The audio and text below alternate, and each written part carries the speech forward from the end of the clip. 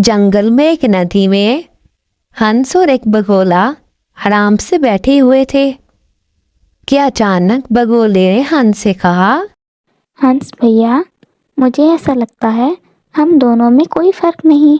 हम बिल्कुल एक जैसे दिखते हैं, तो फिर हमारे नाम अलग क्यों हैं?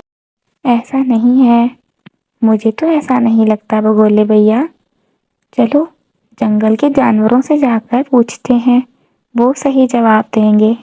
वो दोनों उड़कर जंगल के जानवरों की तरफ चल दिए। सबसे पहले वो खरगोश के पास गए और उससे जाकर अपनी कहानी बयान की। खरगोश बोला, भैया, मुझे तो आप दोनों में कोई फर्क नजर नहीं आता। आप दोनों एक जैसे हो, सफेद रंग के हो, उड़ भी दोनों सकते हो और पानी में भी दोनों रहते हो। मुझे कोई फर्क नजर नहीं आता। वो दोनों खरगोश की बात से मुतमईन ना हो सके। फिर उड़कर सांप के पास चले गए और उससे जाकर पूछा।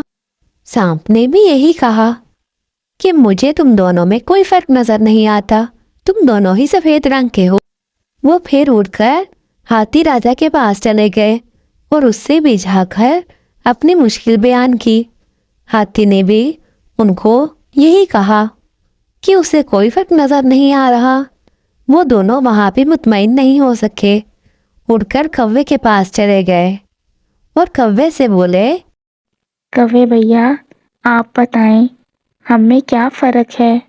हम दोनों एक जैसे हैं या मुख्तलिफ? भाइयों, जो दिखता है वैसा होता नहीं। मैं इस मामले में तुम्हारी मदद नहीं कर सकता, लेकिन हाँ, मैं तुम्हें किसी का पता बता सकता हूँ जो तुम्हें बता देगा कि तुम दोनों में क्या फर्क है। जंगल में एक बूढ़ा बंदर रहता है। वो बहुत अक्लमंद है। तुम दोनों उसके पास जाओ, वो तुम्हें बता देगा।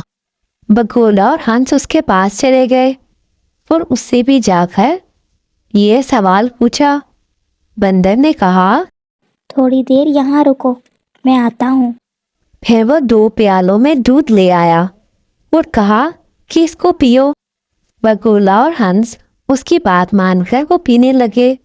बगोले ने तो वो सारा प्याला खाली कर दिया, लेकिन हंस के प्याले में पीछे पानी बच गया। वो दोनों बहुत हैरान हुए और उसने सवाल किया, ये क्या? बगोले ने तो सारा प्याला खत्म कर दिया, मेरे प्याले में पानी क्यों बच गया? तो बंदर ने जवाब दिया, यही तुम दोनों में फर्क है। हंस की सलाहियत है कि वो दूध से पानी को अलग कर सकता है, जबकि बगोले की ये सलाहियत है कि वो ध्यान अच्छे तरीके से लगा सकता है। वो ज़्यादा अच्छा ध्यान लगाता है।